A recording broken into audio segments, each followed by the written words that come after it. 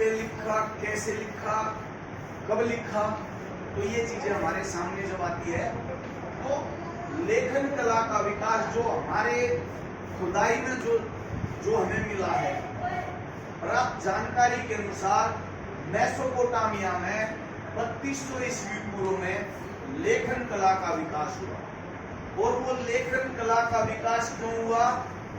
वहां व्यापार होता था, लेन देन, तो व्यापार का हिसाब किताब लगाने के लिए लेखन कला का विकास हुआ। इसका मतलब देखो, दो तरह की भाषा होती है, एक तो मौखिक जो बोली जाती है, एक लिखित। तो मेसोपोटामिया में उस समय मौखिक कई भाषाएं थी और लिखित भाषा का भी विकास हो चुका था।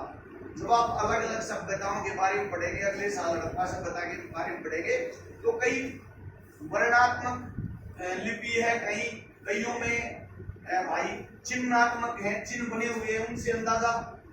तो यहाँ पे जो लेखन कला का विकास हुआ, व्यापारियों ने अपना हिसाब किताब लगाने के लिए, और उन्होंने क्या किया, मिट्टी की पट्टिकाओं की एक किस्म जो उन्होंने खोज निकाला कि भी हम कैसे लिखेंगे।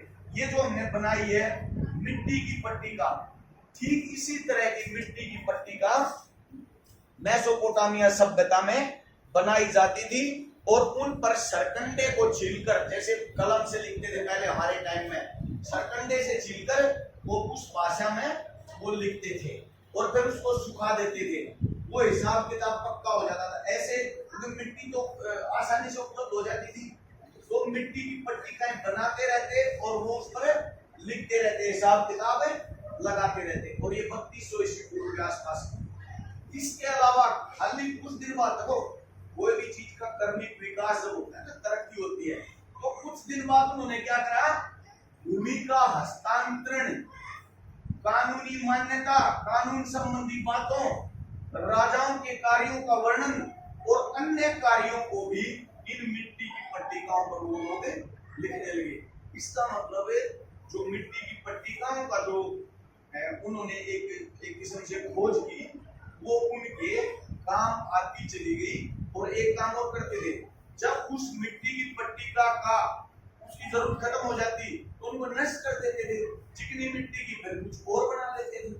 हमें कैसे मालूम पड़ा? अब तुम कहोगे नष्ट कर देते। बहुत सारी मिट्टी की पट्टिकाएं मेसोपोटामिया सभ्यता में हमें मिली है, जिनसे हमें जानकारी मिली कि वो लोग मिट्टी, चिकनी मिट्टी की पट्टिकाएं, इस तरह की पट्टिका बनाकर उन पर सरकंडे से